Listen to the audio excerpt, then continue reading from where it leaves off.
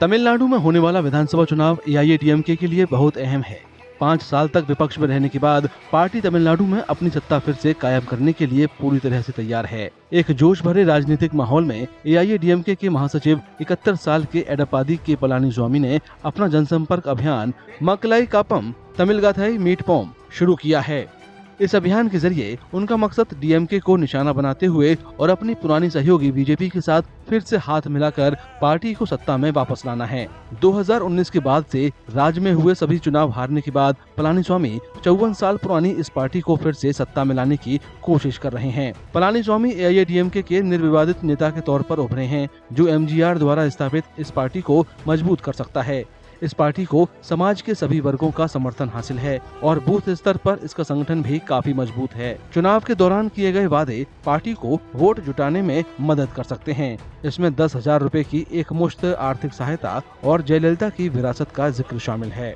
PMK और AMK के साथ गठबंधन से उत्तरी और मध्य तमिलनाडु में पार्टी का जनाधार और मजबूत होगा, जबकि दक्षिण खासतौर से कन्याकुमारी में बीजेपी की मौजूदगी पार्टी के लिए फायदेमंद साबित हो सकती है। एआईएडीएमके को उस वक्त झटका लगा जब ओ पनीरसेल्वम डीएमके खेमे में शामिल हो गए। इससे थैनी और मुक्कलथोर बहुल इलाकों में पार्टी की संभावनाओं को झटका लग सकता है। पार्टी प्रेमलता विजयकांत के नेतृत्व वाली डीएमडीके को भी अपने साथ बनाए रखने में नाकाम रही, जिसने अब डीएमके गठबंधन से हाथ मिला लिया है। वरिष्ठ नेता के सेंगोतयन के टीवीके में शामिल होने से इरोड जिले में एआईएडीएमके कमजोर पड़ सकती है।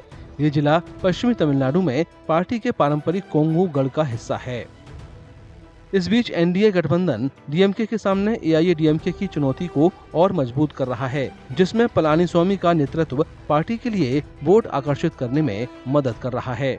कावेरी मुद्दे पर राज्य के अधिकारों की रक्षा पर जोर देना, साथ ही नरेंद्र मोदी और अमित शाह द्वारा एमजीआर और जयललिता की विरासत का जिक्र करते हुए जोरदार प्रचार करना पार्टी की संभावनाओं को और भी बेहतर बना सकता है। कल्याणकारी योजनाओं के सहारे मजबूत हुए डीएमके और 2021 से एमके स्टालिन का एक सशक्त नेता के तौर पर उभरना, साथ ही एआईएडीएमके के पूर्व नेताओं का विरोधी पार्टियों में शामिल होना मुश्किल खड़ा कर सकता है। पहली बार वोट देने वाले युवा मतदाताओं के बीच अभिनेता और राजनेता विजय की लोकप्रियता सत्ता विरोधी वोटों को बांट सकती है।